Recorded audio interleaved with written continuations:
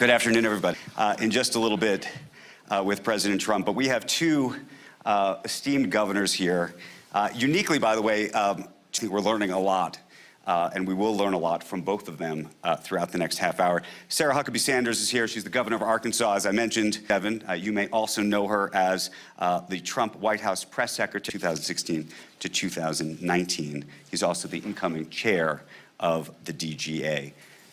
I want to get to here for President Trump in just a little bit, and I think there's a lot of questions about what we're going to hear and what it means to be America first right now.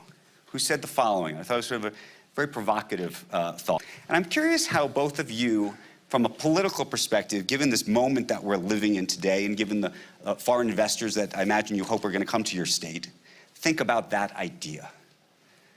Do you want to start? Happy to jump in. A negative for us to want to be at the top. What do you think? Well, I think, and first of all, thank you to the World Economic Forum. First time Kentucky has ever been invited, and we are excited. Negotiating tool or something else?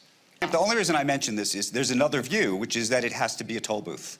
And that there's a toll booth. Country cannot be free if they cannot feed themselves, fuel themselves, and fight for themselves. And that's something that I think Donald Trump fundamentally understands, is that America cannot truly be free. We cannot truly be sovereign if we do not have the ability to fuel our own country, if we don't have our own energy, if we don't have the ability to feed ourselves and we're dependent on someone else, and if we are relying on others to fight our battles for us.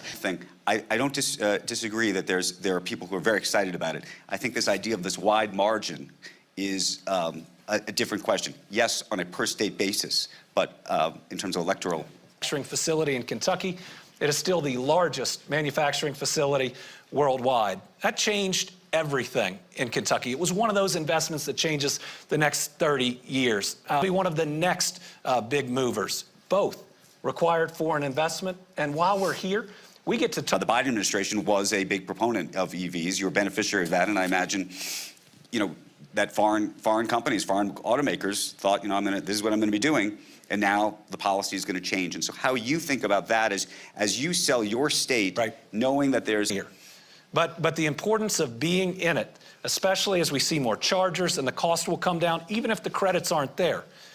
I think what a lot of governors are talking about and selling. We've invested and spent the last 2 years since I became governor. We have, because that's exactly one of the, I think, differences of they're looking for a lot of that relationship-driven effort that you're going to see displayed, and one of the things that we're constantly talking about, and why events like this are important, because it allows us.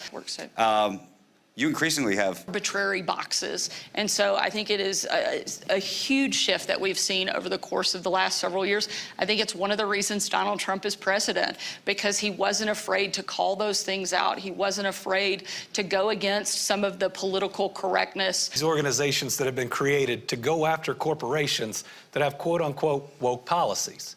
Right, your policies are your policies if you're the private sector.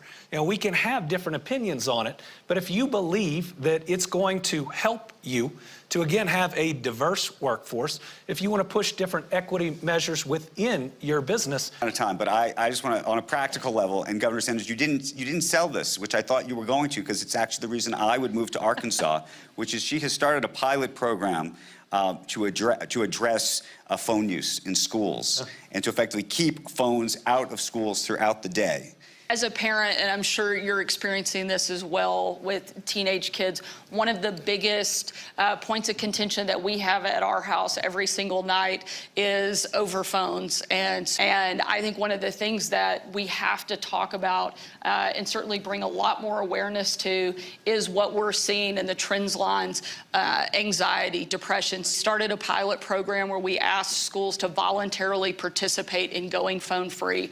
Within the first 6 weeks, 75% of the school districts in our state think that we can't ignore, and that states can take on a bigger role to address. We're out of time, folks, and President Trump is going to be speaking.